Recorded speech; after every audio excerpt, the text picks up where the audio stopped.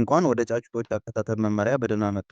ክትባት ጫጩቶቹን ከገዳይ በሽታዎች በመጠበቅ ጤናማና ጠንካራ እንዲሆኑ ያደርጋል። ጫጩቶች የሚከተቡባቸው የተለያዩ መንገዶች አሉ። ዛሬ የምንወያየው ስለተለመዱት 3 የክትባት ዘዴዎች ነው። እነዚህም የዓይን ጠብታ፣ የውሃ ክትባትና በክንፍ የሚሰጥ ክትባት ናቸው።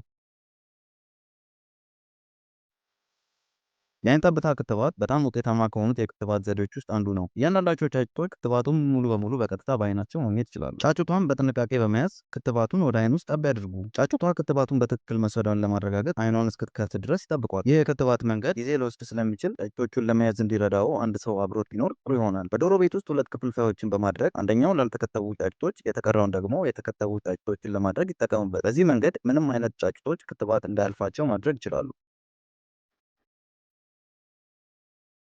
ሌላኛው የተለመደ የክትባት ዘዴ ደግሞ በውሃ ውስጥ የሚሰጥ ነው። ይህ የክትባት ዘዴ ብዙ ጫጩቶችን በአንድ ጊዜ ለመከተብ ቀላሉ መንገድ ነው። ለክትባቱ በክሎሪን ወይም በበረኪና የታከመ ውሃ ይጠቀሙ። ውሃውን ለማዘጋጀት በ1 ሊትር ውሃ ውስጥ 2 ሻይ ማንኪያ የሚሆን የዱቄት ወተት ይጨምሩ። ከዛም ለ15 ደቂቃ ያቆዩ። የወተት ዱቄቱ ክትባቱን ከመበላሸት ይከላከላል። ለክትባት የሚጠቀሙት የውሃ መጠን ጫጩቶቹ ከ1 ሰዓት የሚበልጥ ጊዜና ከ2 ሰዓት ባነሰ ጊዜ ውስጥ ሊጨርሱት የሚችሉት መሆን አለበት። ምን ያህል ውሃ እንደሚያስፈልግ ለማወቅ ክትባት ከሚሰጥበት 1 ቀን በፊት ሙከራ ማድረግ ይችላል። በመጀመሪያ መጠጫዎቹን ሳሙና ወይም ጸረ ተባይ ሳይጠቀሙ በንጹህ ውሃ ብቻ በደንብ ያጽዱ። የውሃ ክትባት ከመስጠቱ በፊት ከ30 እስከ 45 ደቂቃ ለሚያክል ጊዜ ለጫጩቶቹ የሚጠጣ ውሃ ይስጧቸው። ክትባቱን ከሚሰጡበት ጥቂት ጊዜ ቀደም ብለው ክትባቱን ከወተት ዱቄት ጋር በተቀላቀለ ውሃ ውስጥ በመጨመር በደንብ አድርገው ያዋህዱ። ሁሉም ጫጩቶች ከ1 እስከ 2 ሰዓት ባለው ጊዜ ውስጥ ውሃውን መጠጣታቸውን ያረጋግጡ። የክትባት ውሃውን ከ45 ደቂቃ ባነሰ ጊዜ ውስጥ ካጠናቀቁ ሁሉም ጫጩቶች ክትባቱን በበቂ ሁኔታ ያላገኙ ሊሆን ይችላል። ለመጠጣት ከ2 ሰዓት ተኩል በላይ ከወሰደባቸው ምናልባትም ብዙ ውሃ ተጠቅሞ ሊሆን ስለሚችል ክትባቱ በውሃ ውስጥ እንዳለ መበላሸት ስለሚጀምር ውጤታማነቱ ይቀንሳል።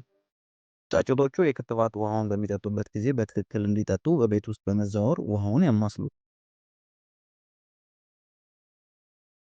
ለአንዳንድ ክትባቶች የክንፍ ክትባት ዘዴን መጠቀም ይችላሉ። ይህ የክትባት አይነት ጫጩቶቹን እንደ ዶሮ ፍንጣጣ ካሉ በሽታዎች ለመጠበቅ ይጠቅማል። መሳሪያውም በክትባት ውስጥ ነክረው ትንሽ ላባ ወይም ምንም ላባ በሌለበት የክንፋቸው የውስጠኛ ክፍል የሶስት ማዕዘን ቅርጽ ባለው ቆዳ ስር የእያንዳንዱ ጫጩት ክንፍ በቀስታ ይውጉ። ሲወጓቸው አጥንትና የደም ቧንቧ አለማግኘቱን እርግጠኛ ይሁኑ። ይህ ብዙ ጭንቀት ሳያስከትል ጥበቃ ይሰጣቸዋል። ክትባቱ በትክክል መስራቱን ለማረጋገጥ ከተከተቡ 10 ቀናት በኋላ የመቶ ጫጩቶችን ክትባት ያረፈበትን አካባቢ ፈትሹ። በዚህ አካባቢ ምን ያህል ጫጩቶች ቁስለት ወይም እብጠት እንዳለባቸው ይቁጠሩ። ከመቶ ጫጩቶች ውስጥ 95 ያነሱ ቁስለት ወይም እብጠት ካለባቸው ክትባቱ ያልተሳካ ሊሆን ስለሚችል በድጋሚ መከተብ አለባቸው። እነዚህን የክትባት ዘዴዎች በመጠቀም ጫጩቶቹን ከበሽታ በመጠበቅ ጠንካራና ጤናማ ሆነው እንዲያድጉ ያስችላቸዋል።